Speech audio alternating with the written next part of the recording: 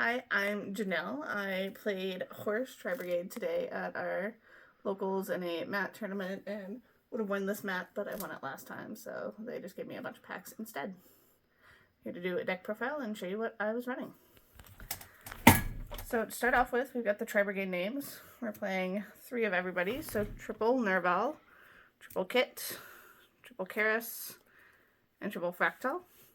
And then we're also doing a triple Tenki to get the Fractal, and 1 Revolt for the Tribrigade line.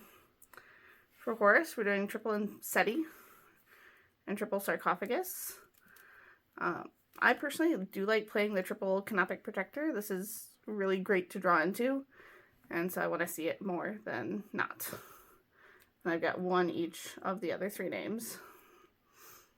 For my side tech and packages, I'm running 1 Mercurier, which you can then, when you banish it, grab Albion. And Albion sends the branded sword, which can recur the Mercurier. That gives you a lot of good hand advantage to play with your King Sarcophagus or draw into that if you don't have it. I'm also doing a Nimble Angler with a Beaver and a Momonga.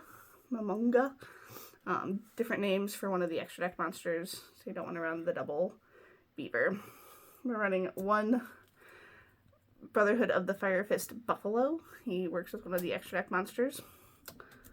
Double Fenrir. He's just great going first or second, and also gives you that hand advantage that you need to get the Horus monsters off.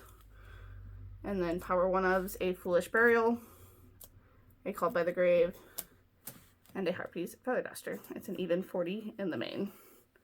Not running any hand traps or board breakers really in the main, except for the Fenrir there, because the deck plays really well through most things. And you really do better when you just see a lot of gas, because you need that hand advantage. You don't want to be going -1, hand trapping your opponent and really not stopping their board.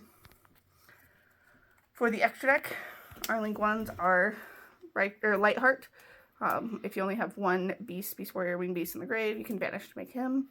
And then Almirage, if you get stuck and you need to normal summon something like a Kit or a Nerval and get it into the grave to start kicking off other effects. For link 2s, we have Ferajit and Bearbrum as the standard Tribrigades. Also, the ones we can pull off with the Tribrigade effects are the Ancient Warrior's Oath Double Dragon Lords. He's a quick effect, bounce to hand. You have to send a card you control or in your hand to the graveyard. And then we're running Brotherhood of the Fire Fist Eagle. He has great effects for this deck. He can return your Tenki to hand and Foolish the Buffalo. And then the Buffalo can special summon out of the grave without paying cost when he's on the field. So you get that hand advantage by getting the Tenki back and the extension from the Buffalo. For our other links, we have a Sprint to send the Nimble Angler. We have IP and Little Knight. So lots of link 2s here in the deck. Going on up to our higher links, we've got Double Shurag. We are typically making it turn 1 and then also having a second one for a later turn or for Revolt. Saryuja. We can extend into this pretty easily with the Tribrigade lines, and then you reshuffle your hand to try and get into the Horus lines if you didn't start them. So then out the deck with Tribrigade. Hope you can draw into Horus before you end your turn. 1 Apo. I didn't make this at all today, so I'm thinking about replacing it with an Underworld Goddess of the Closed World, but theoretically could also be a great target. And then our IP Masquerena target is actually the Arrival Cybers Ad Ignister. This was super clutch today.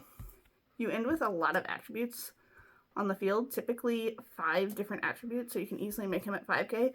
I've done it at 6k, and it's something that a lot of decks aren't expecting and can struggle to out without properly side decking for it. So if they're not anticipating this because you didn't play it game 1 or something, it can really catch them off guard. And then we have 1 Ixie, the number 90, that we can use with the Horus monsters if we start them to try and make ourselves nib-proof and go through our combo. Also pairs well with Sprint because he's an Ixie that you can detach from to use that Sprint effect. Awesome. Would you make any other changes to the extra deck or just the Apo? Just the Apo, I think, and I'm still not 100% sold on it. But I think the rest of the cards are all necessary in the deck, and there's not stuff that is better.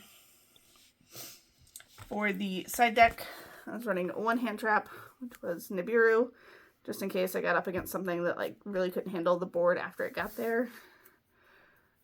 Triple Lava Golem and triple Dark Ruler for the big boards, just to crack through them and then try and pop off.